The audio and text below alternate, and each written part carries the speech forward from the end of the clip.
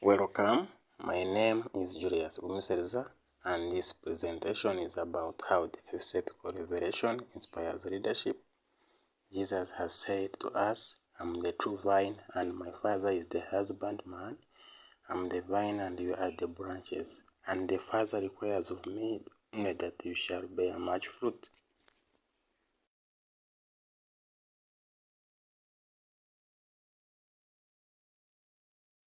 The fifth epochal revelation inspires us to rise up and meet this expectation of Jesus and the Father of love. Therefore, my presentation is the fifth epochal revelation inspires leadership.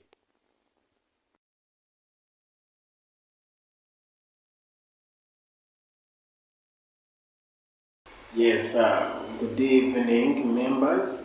And my name is Julius Gumisiriza, and I'm going to take you through this concept where I'm going to present to you how the leadership in the Urantia book, where we shall be looking at the topic, the fifth epochal revelation inspires leadership. They will be presented by me, myself, Julius Gumisiriza. First of all, we will first look at how we can promote, how the fifth epochal revelation promotes, inspires, and admires leadership.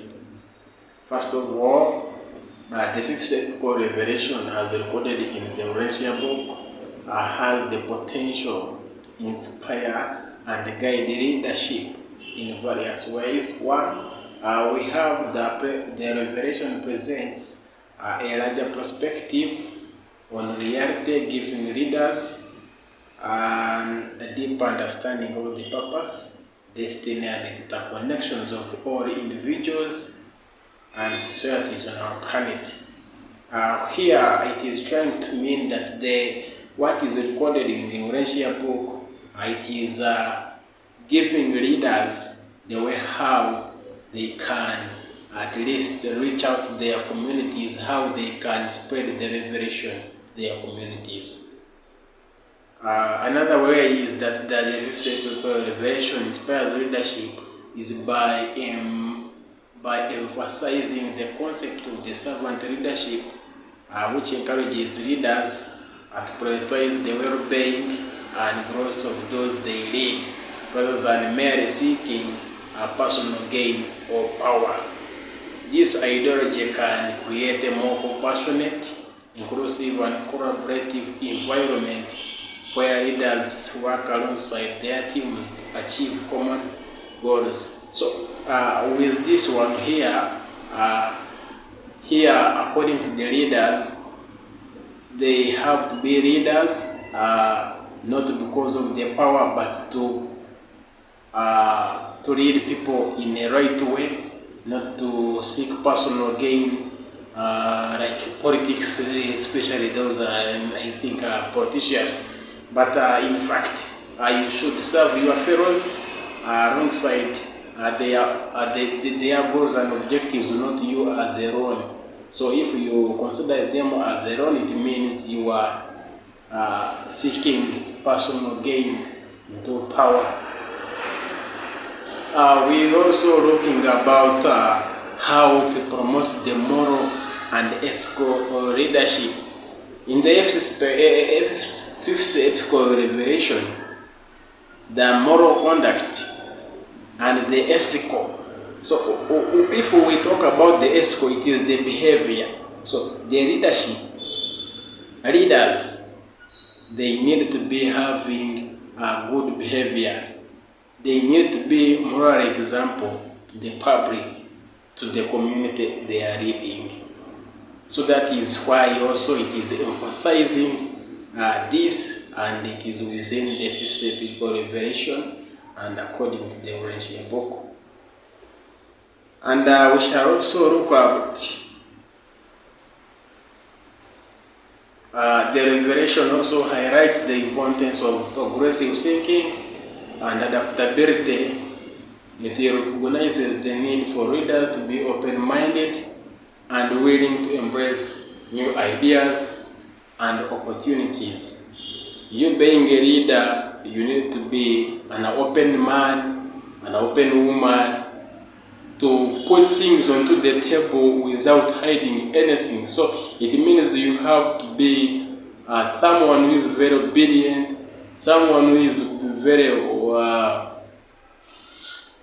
a great thinker, how to do things in a good way. So it means you have also to do also good accountability. So as these will also highly embrace the ideas to strive for a more sustainable and harmonious future. And in summary, the fifth ethical revelation offers a unique framework for leadership that is rooted in compassion, moral, and ethical values, adaptability, cosmic awareness. By incorporating these teachings into their leadership practices, individuals can inspire and guide others towards a more enlightened and purposeful way of living and leading. So here it is trying to mean that the framework of leadership in the people or the leaders who are leading, they also should have be companion. There must be compassion, should be having good moral.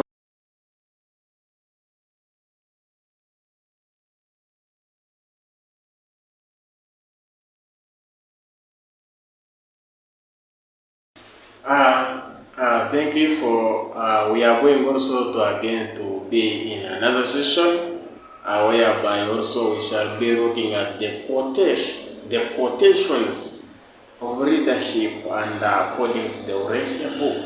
Yes, the Urantia book offers insights on various topics which are inspiration for the leadership, and here are some of the selected quotes that can inspire and guide our leaders, and I think you will really enjoy. First, we have the leadership of Croatia beings is best exercised by those who have divine understanding and who function in the spiritual realm, and that is paper 35, section 7. When we go into the explanation, this quote highlights the importance of leaders having a deep understanding of spiritual realities. When leaders have a connection with divine wisdom, they guide others in a more comprehensive and enlightened manner. So, when leaders have the spiritual values, they can guide very well with the wisdom which is divine, the spirit that is within them should be holy, and that is what we trying to mean here. So also we are going to look at willingness to pay the full cost of leadership is a proof of function. Paper 27 verse paper 27 section 6. Here when we try to look at the leadership, the explanation, it says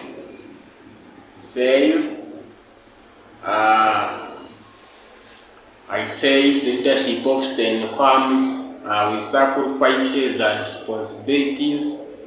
This quote emphasizes that true leaders are willing to bear the burdens that come with their position. They understand that leadership involves taking on challenges and making difficult decisions. So, when you are a leader, you must sacrifice for the people you are leading. That is what this paper trying to mean after the explanation. If you are a leader, you have to sacrifice for the people you are leading. You need to have so many responsibilities towards them. You should be the one to be answerable to them. You should be giving them a lot, like giving them wisdom, because you are a leader.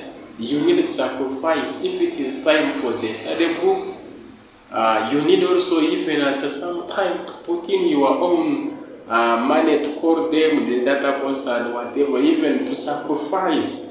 So that is what we call leadership, being a leader. So we are going also to look at the leadership. Always has to do with the human cooperation, paper 165, sections 4. Explanation. Effective leadership involves fostering collaboration and cooperation among individuals. Successful leaders understand the value of teamwork and strive to create an environment that encourages harmony and unity.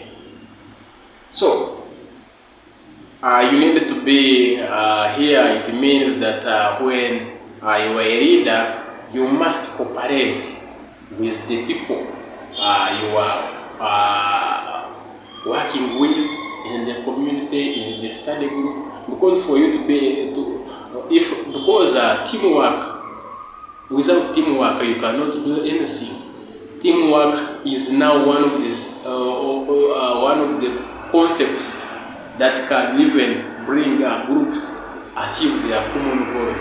So if you work together, everything is done very well, and then you can achieve the goals. So, meaning like when you are in study group, you need to help this one. You may find the Urantia book, especially in Africa, where the language is so complicated. But if you try to be in groups, that is what we call teamwork. You cooperate, and then you can help each other to understand some of the concepts that are very difficult for someone to understand. Not that everyone can understand this literature, but by the virtue of being in teams, we can. So that is what we call teamwork. We are going also to go to another 5. Number 5, it says, a true leader is ambitious to lead, but is never ambitious to dominate. That is in paper 71, section 2. Explanation. Good leaders have a genuine desire to lead, not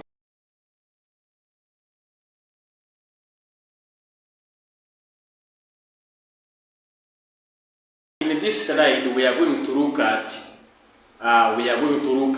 the examples of leadership, the examples of the leaders in the Urantia book, and we shall look at various people who did some of the work towards this revelation. The Urantia book does not contain references to various leaders throughout history. Here are a few examples of them. We have the Melchizedek. The Melchizedek is identified as a wise and spiritual being who played a significant role in the evolution of civilization of the earth. Then we also have Adam and Eve. According to their Whoopi, Adam and Eve were the first two humans to inhabit this Urantia, in this case, which is called the earth. They were the first people to dominate this earth, the Urantia. So it is one of the symbols that we can even have the valuable lessons that we can get from them as one of the leaders that ruled this Urantia. We have also Abraham. The book also highlights Abraham as a key figure in the religious history and inspiring of faith and devotion, where we see Abraham had only his only son whom he wanted to sacrifice on the altar. But because of the voice of our universal Father, and he tested him to see how he can devote the faith he has to our universal Father. So that is also being a leader, and Abraham was really a good leader and showed faith. We are going also to look about Moses. Moses is also in the Urantia book and mentioned as the noteworthy leader who played a role in the liberation of the Israelites from the Egyptian bondage and guiding them through their wilderness. So during the movement of the Israelites from the Egypt from Egypt and guiding them throughout the wilderness, where he had to accept and be guided, where he had to draw his stick and has to make a way where they can pass to where they were going during the reign of the wilderness. So Moses is one of the people who is a really a good servant and a good leader. We are going also to look about Jesus. Jesus is considered the most important figure in the Urantia book. Jesus is portrayed as an extraordinary teacher, spiritual leader, and ultimately source of inspiration for all humanity. I think you can know all the things Jesus did here on earth on the Urantia. He was compassionate, he was confident, he was faithful. He did so many things. He performed miracles. He had, during his ministry, he did a lot of things really, if you try to read more in the Urantia book. Thank you for this slide. We are going to move on to another slide, which is slide 4, and I think you shall enjoy, and it is one of the last slides that we shall be having, and after we shall ask you if you have some of the questions that we can answer. I thank you so much. Let's move on to another slide.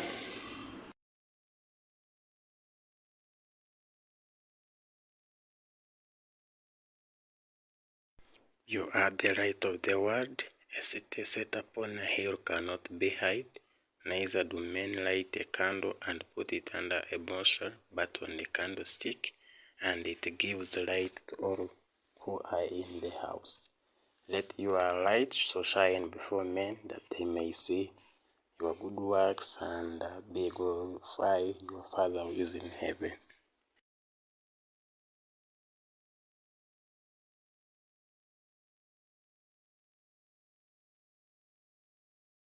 Welcome to another slide 4, which is one of our last presentation as slide 4. Here we are going to look at the qualities of a good leader according to the Urantia book. Even in our daily life, what are some of the qualities that one should have to be a leader? What some of the qualities one should have? Yes, we are going to really to be very happy about this, because it is also helping us even in applying our study groups. One, a good leader possesses should be selfless and dedicated to the welfare of their fellows. So here it means that you should not do your own things by your own self, but you do them to the interest of your followers. And if you are in study groups, do things that you are doing not them alone, but you are doing them with others for the interest of your people that you are leading. Another thing is that they should have a sense of justice and fairness, treating everyone with kindness, respect, integrity. So if you are treating someone, you treat it as yourself, that you are treating your own. Don't treat someone badly in a bad way. What if you are the one being treated very badly? So one of the qualities a leader should have is that you should treat someone in a fair way. You treat in a humble way. You treat someone how you can really say that this, like when you are moving out and he's seeing another person, can say, I'm really very happy by Julius, how he's handling me. He's treating me very well, he's giving me everything I need, and he's talking in a very, very humble way. So that is one of the qualities of a good leader. And we are going also to look at they should be wise and knowledgeable, able to make informed and thoughtful decisions, A good leader also communicates effectively and is open to feedback and suggestions from others. Yes, that I had already spoken about this one because you should speak rightly to your members, to your study group members, to your study groups that you own, that you lead. Because you are a leader, so there is no need to be harsh on them. Lastly, we are going to, they should inspire and motivate their fellows, fostering a sense of unity and purpose within the study group. Now, here, how can you motivate your fellows, especially during the study groups? How? Now, me as a leader, we are going to have, for example, we are going to have a study group, and maybe on Saturday, and after the study group, I will call them that you come and we have some small social hour where we can share some refreshments, even out of my own pocket. So that is how you can motivate some of your fellows to do something out of your own will. So if you do that one, you know you have really done something that can motivate them and even have a sense of unity among themselves. Thank you so much. I'm very happy to see that you have attended. I thank you so much. Anyone who has any question can raise it up. And I thank you so much. I thank our international organizers. I thank you, everyone who is here listening to us. And I wish you all the best. In case of any inquiry, please, you can reach out to my email. And I think you can access if you try to come onto the chat and then you ask me my email, I can give you for security purposes. I'm not going to give it to you live, but we can type and then you can get my email. I thank you so much. I thank you so much. Thank you so much for attending this wonderful, and I wish all other presenters a very, very wonderful presentation time. And as we finish here, everyone will really have a sense of humor. Will also go be motivated to see how things are running here. I thank you so much. I'm speaking here from Kabari. Julius Gumisiriza is my name. Thank you so much. I wish you all the best.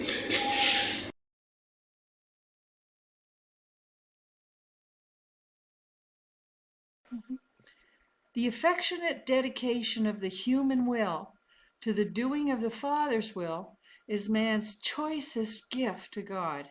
In fact, such a consecration of creature will constitutes man's only possible gift of true value to the Paradise Father.